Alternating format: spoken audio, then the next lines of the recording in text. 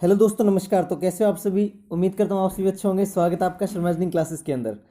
दोस्तों, जैसा कि आप सभी जानते हैं, वन रक्षक वनपाल परीक्षा 2021 का पूर्ण पाठ्यक्रम जो है आप सबके बीच में आ चुका है। हर टॉपिक वाइज जो है मैंने आपको डिस्कस भी करा दिया था, एनालाइज करा दिया था सिलेबस के बारे में कि कैसे क्या करना है। और उसके बाद में मैंने आपको एक विजुअल एनालिसिस भी कराया था कि सिलेबस को अपने को किस तरह से पढ़ना है और कितने टॉपिक पढ़ने हैं, ठीक है ना। लेकिन अभी भी क्या है कि थोड़ा सा और मेरे को लगता है कि एक एनालिसिस आपके साथ किया जाए, जो है परीक्षा की सटीक रणनीति, उस पर हम लोग चर्चा करें तो ज़्यादा बेटर रहेगा। अब आपको पता है कि सिलेबस तो आ गया है, लेकिन तैयारी कैसे करनी है और कितनी करनी है, आप सबके माइंड में थोड़ी सी अभी भी कन्फ्यूजन और पजलिंग चल रही है ना। कि कई सब्जेक्ट ऐसे हैं जो दिखाए तो नहीं गए हैं सिलेबस के अंदर, लेकिन क्या हमें उन्हें पढ़ना चाहिए या फिर हमें उन्हें नहीं पढ़ना चाहिए, ठीक है ना। तो इस वीडियो के अंदर हम लोग सभी डाउट्स के बारे में डिस्कस करेंगे। ये डाउट्स दोस्तों आपके द्वारा ही पूछे गए हैं, तो मैंने सोचा क्यों ना एक एनालिसिस वीडियो बना दी जाए ताकि आप सभी लोगों को इसके बारे में जानकारी मिल पाए अच्छे तरीके से, ठीक है ना। तो वीडियो को बिल्कुल लास्ट तक देखना है, बिल्कुल आराम से समझना दोस्तों, जो मैं एक एक बात आपके साथ करने जा रहा हूँ। और सिलेबस के अंदर हर एक वर्ड में राज छुपा हुआ है, वो कैसे, वो हम आज की इस वीडियो में डिस्कस करेंगे। तो वीडियो को फटाफट सभी लोगों तक शेयर कर देना और चलिए अपने वीडियो को स्टार्ट करते हैं। दोस्तों, सबसे पहले देखो, नॉर्मल जो सब्जेक्ट्स थे आपको मैंने बता दिया था, ये नॉर्मल सब्जेक्ट्स आपको पढ़ने हैं। सामान्य विज्ञान, जीके, समसामयिकी, भूगोल, इतिहास और गणित। अब पहला जो डाउट था, मेरे से किसी ने पूछा था पर्सनल जीमेल के ऊपर कि सर ये समसामयिकी का मतलब क्या है। दोस्तों, समसामयिकी के आपने सुना होगा ना, जो करंट अफेयर होते हैं, जो यानी कि डेली की जो ताज़ा खबरें होती है, ताज़ा न्यूज जो होती है, ठीक है ना, उसे हम लोग बोलते हैं समसामयिकी। यानी कि जो आपकी समानता से निरंतर बढ़ती रहने वाली जो खबरें हैं, उसे बोलते हैं समसामयिकी की, ठीक है ना। तो समसामयिकी में आपको कंफ्यूज नहीं होना है, सिलेबस में उन्होंने समसामयिकी की बताया है, मतलब आपको करंट अफेयर्स पढ़ना है। अब कई बार क्वेश्चन ये आता है कि सर करंट अफेयर इंडिया का पढ़े या राजस्थान का। दोस्तों, करंट अफेयर नॉर्मल इक्वल होता है, आप इंडिया का पढ़ लो, ठीक है ना, तो हो जाएगा आपका। सामान्य विज्ञान की अगर हम बात करें दोस्तों, तो आपको आगे आप वन रक्षक की तैयारी कर रहे हैं तो आपको 10th बेस तक का विज्ञान पढ़ लेना चाहिए, नॉर्मल हो जाता है।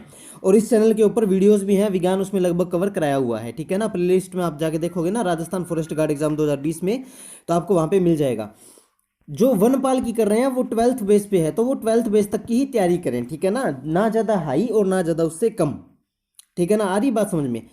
अब बात आती है जीके की। सर जीके कौन सा पढ़े भाई? अभी मैं इसके ऊपर डिस्कस करूंगा कि जीके कैसा पढ़ना है और क्या उसका मतलब है। जीके, भूगोल, इतिहास, गणित। गणित आपको बेसिक लेवल का ही पढ़ना है, ज़्यादा टॉप का नहीं पढ़ना है, ठीक है ना। आपको मैंने पहले ही बताया था, मैं बार बार बता रहा हूँ, वन रक्षक वाले 10th लेवल तक ही पढ़ें, ज़्यादा आपको टाइम वेस्ट करने की आवश्यकता नहीं है अलग टॉपिक उठाने में। जितना ज़्यादा आप टॉपिक उठाओगे दोस्तों, जितनी ज़्यादा बुक्स उठाओगे, आप पजल होते रहोगे, है ना। और वनपाल वाले 12th बेस तक का ही पढ़ें, उससे ज़्यादा भागने की जरूरत आपको नहीं है, ठीक है ना। आगे होती तो मैं आपको बता देता, वीडियो के अंदर आपको गाइड करता कि नहीं नहीं ये भी पढ़ो, वो भी पढ़ो, वो भी पढ़ो, वो भी पढ़ो, लेकिन नहीं, ऐसा नहीं है, नॉर्मल आपको पढ़ना है, ठीक है ना। अब दोस्तों, यहाँ पे आपने एक बात देखी होगी, यहाँ पे लिखा गया है राजस्थान के विशेष संदर्भ में। इस बात को जरा सा नोट करिएगा दोस्तों। अब कई सारे लोगों को क्वेश्चन आया था कि सर जीके, इतिहास, भूगोल, ये सब चीजें हम राजस्थान की पढ़ें या फिर हम इंडिया की पढ़ें। तो देखो दोस्तों, इसका मतलब क्या है, ये है कि राजस्थान के विशेष संदर्भ का मतलब ये है कि आपको राजस्थान के जो जीके, इतिहास, भूगोल और पॉलिटी यानी कि जो राजनीति है, ये 4 सब्जेक्ट आपको राजस्थान के तो खतरनाक वाले पढ़ने हैं, मतलब बहुत डीप लेवल में आपको जाके पढ़ना है। लेकिन आप बेसिक लेवल थोड़ा सा आप इंडिया का भी पढ़िए, ठीक है ना। जो जीके है, जीके मैं यूँ कह सकता हूँ कि इंडिया जीके अभी मैं डिस्कस करूंगा कैसे पढ़ना है। जीके मैं यूँ कह सकता हूँ बेसिक सा जीके आप उठा सकते हो, ठीक है ना। लेकिन इतिहास, भूगोल, पॉलिटी और ये जो जीके है राजस्थान का, ये चारों सब्जेक्ट तो आप राजस्थान के मतलब कोर पढ़ लीजिए, यानी कि बिल्कुल डीप लेवल में पढ़ लीजिए, बिल्कुल गहराई से अच्छे से पढ़ लीजिए। इनके आप प्रीवियस ईयर पेपर सोल्व कर लीजिए, बुक्स में से पढ़ लीजिए, उसको आप लिख लिख के एनालाइज करके देख लीजिए, उसके आप सेट पेपर खरीद लीजिए, मॉडल पेपर्स में एनालाइज कीजिए। मतलब इनके ऊपर तो आपको सटीक रणनीति से आपको तैयारी करनी ही करनी है। लेकिन अब बात आती है विशेष संदर्भ का मतलब क्या है। आपने एक बात नोट की होगी, लेकिन कई लोगों ने इस पर ध्यान नहीं दिया होगा। बोर्ड ने लिखा है स्पेशल विशेष संदर्भ में, मतलब जो राजस्थान की आप चीज पढ़ रहे हो ना, वो विशेष रूप से पढ़नी है आपको। लेकिन जो आप भारत की चीज पढ़ रहे हो या जो आप इंडिया की चीज पढ़ रहे हो, मतलब वो आपको बिल्कुल बेसिक सा टच करना है, उसको ज्यादा उसमें हैवी नहीं होना है। जैसे आपने देखा होगा ना, कई वैकेंसी ऐसी होती है कि भारत का भी हैवियर और स्टेट का भी हैवियर, तो इसमें आपको स्टेट का ज्यादा फोकस करना है, भारत का इतना फोकस नहीं करना है। इसलिए उन्होंने स्पेशल लिखा था राजस्थान के विशेष संदर्भ में, यानी कि जो राजस्थान की गुणवत्ता को प्रदर्शित करती हो वो चीजें आपको पढ़नी है, ठीक है ना। ये तो हुई बात। अब सर इंडिया जीके जो है वो कैसे पढ़ेंगे? देखो राजस्थान जीके तो आपको पढ़ना ही पढ़ना है, जो कि बहुत ज़्यादा डीपली पढ़ना है ना, राजस्थान सामान्य ज्ञान। और हाँ दोस्तों, इससे पहले एक और न्यूज़ दे दूं मैं आपको, आप लोगों को पता नहीं लग रहा है कि बुक्स कौन सी लेनी है, तो इस डिस्क्रिप्शन बॉक्स में लिंक दिया होगा बुक्स की वीडियो का। मैंने इस चैनल पे वीडियो अपलोड कर दी थी कि वन रक्षक वनपाल वाले जो बुक्स है वो कौन सी खरीद के लाएं। एक एक मैंने आपको पब्लिशर का नाम बता दिया था, वो बुक्स आपको खरीद के लानी है, ठीक है ना, क्योंकि वो स्टैंडर्ड की बुक्स है दोस्तों। उससे आपकी तैयारी बेटर हो जाएगी और उससे आपकी जो प्रैक्टिस है वो भी आपकी बेटर हो जाएगी, ठीक है ना। तो आप जिस जिस भाई बहन को नहीं पता कि बुक्स कौन सी लेके आनी है, वो डिस्क्रिप्शन बॉक्स में जाके उस लिंक पे क्लिक करें और आपके सामने वो वीडियो आ जाएगी दोस्तों। उस वीडियो को फिर आपको देखना है और वहां से आपको पता लगेगा कि कौन से पब्लिशर की बुक कौन से विषय के लिए आपको लेके आनी है, ठीक है ना। अब बात आती है इंडिया जीके की। इंडिया जीके दोस्तों आपको क्या करना है, इसको मैं बोल सकता हूँ स्टैटिक जीके। आप इंडिया जीके उठाने की बजाय स्टैटिक जीके उठा लीजिए, उसमें आपका सभी कुछ आ जाएगा, ठीक है ना। स्टैटिक जीके 2021 का आप उठा के देखिए। स्टैटिक जीके में आपके पास क्या होंगे कि कौन कौन से महत्वपूर्ण स्थलों की अभी खोज हुई है, कौन कौन से महत्वपूर्ण इंसिडेंसेस हुए हैं, आंदोलन कौन से हुए हैं, मोन्यूमेंट्स कौन से हैं, ठीक है ना। तो आप जो है वो स्टैटिक जीके आप उठाइए, ठीक है। और इतना हैवी पढ़ने की जरूरत नहीं है, बिल्कुल इसका स्टैटिक जीके का आपको बेसिक पढ़ना है, ठीक है ना। आपको क्या करना है, इसका बिल्कुल बेसिक सा पढ़ना है, हैवियर होने की जरूरत नहीं है। हैवियर आप उन्हीं विषयों पर हो जो राजस्थान से संबंधित हो, जैसे कि राजस्थान का इतिहास आ गया, राजस्थान की भूगोल आ गई, राजस्थान का जीके आ गया, इस तरह से, ठीक है ना। तो स्टैटिक जीके आप पढ़िए, वो इंडिया जीके कवर हो जाएगा, ठीक है। तो उसमें कोई बड़ी बात नहीं है। अब दोस्तों एक बात और, हाँ इतिहास और उनमें क्या क्या पढ़ना है वो मैंने अलग वीडियो में बता दिया था, लेकिन फिर मैं बता दूं। जैसे राजस्थान का इतिहास है ना, उसमें आपको क्या पढ़ना है, राजस्थान के किले, राजस्थान की लड़ाइयाँ, ठीक है ना, राजस्थान के अंदर प्रमुख जो स्थल है उनके बारे में, इसके अलावा जो राजस्थान की प्रमुख तिथि है उनके बारे में, ठीक है ना, या फिर जो राजस्थान के अलग अलग साम्राज्य के इतिहास रहे हुए हैं उनके बारे में आपको पढ़ना है। यानी कि इसको तो आपको बिल्कुल डीपली पढ़ना है, इसमें कोई स्टैटिक नहीं पढ़ना है। करंट अफेयर दोस्तों इंडिया राजस्थान दोनों का पढ़िए आप, ठीक है ना। और नहीं पता लग रहा तो मुम्मल या क्रोनोलॉजी की पुस्तक आती है करंट अफेयर की मंथली, वो आप ला के चूज कर सकते हैं, उसमें से आप अपना पढ़ सकते हैं, बिल्कुल आराम से तैयारी कर सकते हैं, ठीक है। भूगोल में कैसा पूछ लेगा, भूगोल में क्या पूछ लेगा कि राजस्थान की विशेष नदियाँ कौन सी है, राजस्थान की भौगोलिक दशा कौन सी है, कितना पर्वतीय पठार है, कितना मैदानी इलाका है, मतलब इससे मतलब आएगा तो पेपर बेसिक लेवल का, ठीक है ना। लेकिन आपको पढ़ना डीपली पड़ेगा, क्योंकि आपका क्वेश्चन जो है वो कहीं से भी उठाया जा सकता है। एक बात और दोस्तों, कोई भी जो आपको क्वेश्चन नहीं आता हो वो अटेम्प्ट मत करके आना, क्योंकि आपको पता है 1/3 जो है वो नेगेटिव मार्किंग है, यानी कि 0.33% आपके नंबर जो है वो कट जाएंगे। अगर आपको एक क्वेश्चन सही होने पे 1 नंबर मिलता है ना, तो आपकी गलत होने पे 0.33 नंबर उस एक में से ही कट जाएंगे, ठीक है ना। तो ये बात आपको खास ध्यान रखनी है दोस्तों। नेगेटिव मार्किंग जहां है वहां पे आपको सिर्फ वही प्रश्न हल करने हैं जिसके बारे में आपको स्टिक पता है कि इसका यही उत्तर होगा, या फिर जिसमें 90-10 के चांस है। 90-10 का मतलब क्या है कि 90% हाँ है और 10% ना है, तो आप थोड़ा रिस्क ले सकते हो टिक करने का। लेकिन अगर ऐसा नहीं है दोस्तों तो आपको बिल्कुल भी रिस्क नहीं लेना चाहिए, ठीक है ना। ये मैं आपको पर्सनल राय दे देता हूँ। उसके बाद में काफ़ी सारे लोगों को डाउट थे, सर मैथ कौन सी पढ़े। अरे भाई एडवांस लेवल की मैथ बिल्कुल भी आपको टच नहीं करनी है, बिल्कुल बेसिक लेवल की। कैसे, जैसे मान लो आपने त्रिकोणमिति पढ़ी होगी ना, त्रिकोणमिति पढ़ी है, ठीक है ना, हाइट वो ऊंचाई और वो पढ़े हैं, पाइथागोरस प्रमेय पढ़ रही है, वो ऐसे ऐसे एक त्रिभुज होता है, समकोण त्रिभुज, उसमें ये क्या होता है, ये आधार होता है, ठीक है ना, ये क्या होता है, ये कर्ण होता है, ये क्या होता है, ये लंब होता है, ये क्या होता है, ये कोण होता है। इस तरह से मतलब जो बिल्कुल आपने बेसिक जो 10th लेवल तक पढ़ी है, आप क्या करो छठी क्लास से लग जाओ, छठी से 10वीं तक का मैथ एक बार आप प्रैक्टिस करके देख लो, मैथ आपका कंप्लीट हो जाएगा, ठीक है ना। मैथ बिल्कुल बेसिक करना है, कोई बड़ी बात नहीं है। अब वन रक्षक है तो बिल्कुल इजी सा मैथ आ जाएगा। अब वनपाल में क्या है, आएगा तो वही मैथ जो वन रक्षक का है, लेकिन वनपाल में थोड़ा सा उसका लेवल जो है बढ़ा के दे देंगे, ठीक है ना। मान लो एक क्वेश्चन इसमें ये दे दिया तो उसमें क्या है, ऐसे दे देंगे, ये लो जी, ये दो कोण एक साथ मिला देंगे, अब इनका दोनों का जो क्षेत्रफल है वो ज्ञात करो। मतलब है तो वही सेम कॉन्सेप्ट जिसने भाई बहन ने जिस बहन ने कॉन्सेप्ट जो पढ़ लिया उसको दिक्कत नहीं आएगी। तो आपको बिल्कुल बेसिक पढ़ना है, एडवांस वर्जन पे आपको हाथ नहीं मारना है, ठीक है ना। और एक एक टॉपिक मैंने आपको बता रखा है कौन कौन से पढ़ने हैं, जैसे साधारण ब्याज हो गया, चक्रवर्ती ब्याज हो गया, समय तथा दूरी होगी, चाल तथा समय हो गया, ठीक है ना, वर्क रिलेशन हो गया, कार्य तथा समय हो गया, है ना। और इसके अलावा औसत निकालना, प्रतिशत निकालना, किसी चीज़ को भाग देना, ये सब चीज़ें आप पढ़ लो। ये तो नॉर्मल है यार, आपने 10th क्लास तक पढ़ी है तो कोई हेडेक लेने की बात नहीं है। सिलेबस कोई ज़्यादा बड़ा नहीं है, अगर आप दिन के 6 से 7 घंटे लगातार पढ़ते हो तो आराम से आपका सिलेबस, मैं गारंटी देता हूँ 1 से 2 महीने में आपका सिलेबस जो पूरा हो जाएगा और विद रिविजन आपका सिलेबस पूरा हो जाएगा, ठीक है ना। तो इसमें कोई भी हेडेक लेने वाली बात नहीं है, क्लियर। तो मैथ में आपको नॉर्मल पढ़ना है दोस्तों, कोई भी डाउट हो, आप क्वेरी हो, कमेंट में लिखा करो, ठीक है ना। कमेंट में बिल्कुल भी बेझिझक, मतलब शर्म नहीं करनी है, बिल्कुल भी आपको कमेंट में लिखना है कोई भी आपको डाउट हो तो। उसके बाद दोस्तों एक क्वेश्चन बार बार रिपीट हुआ है कि सर क्या रीजनिंग आएगी। तो दोस्तों देखो, सिलेबस में तो रीजनिंग का कोई नामो निशान दिया नहीं है, लेकिन क्या है कि रीजनिंग एक अभिन्न हिस्सा है सभी प्रकार की परीक्षाओं के लिए।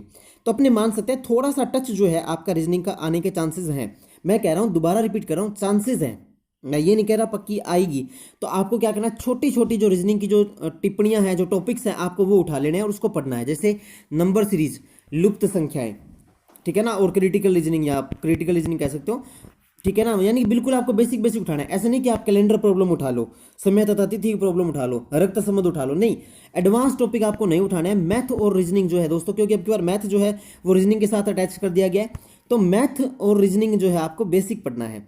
रीजनिंग में मेरी मानो ना, तो देखो सिलेबस में तो कहा नहीं गया है, तो आप ये दो ही टॉपिक कर लो, नंबर सीरीज यानी संख्या श्रेणी, और मिसिंग टर्म यानी कि लुप्त संख्या। आपने देखा होगा ना, ऐसे आता है 2, 31, फिर यहाँ पे एक डब्बा खाली होता है, फिर 44 और 12, तो यहाँ पे कौन सी संख्या आनी चाहिए, ये होता है मिसिंग टर्म्स यानी कि लुप्त संख्याएं। नंबर सीरीज में आपके नंबर होंगे, समांतर से रेडी होगी, आपने 10वीं क्लास तक पढ़ रखा है।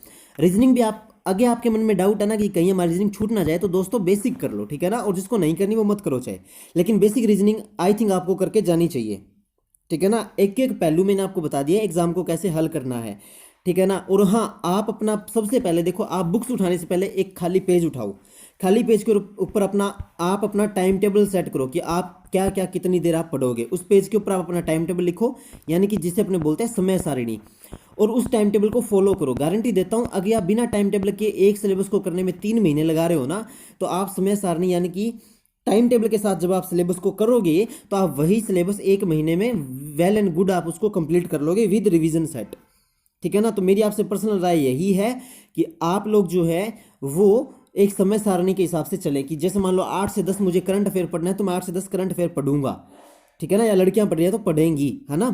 तो इस तरह से आपको एक सटीक रणनीति बनानी चाहिए। देखो, परीक्षा हो चाहे कोई भी कार्य हो, उसके लिए हमारे पास एक महत्वपूर्ण टर्म होनी चाहिए जो है सटीक रणनीति।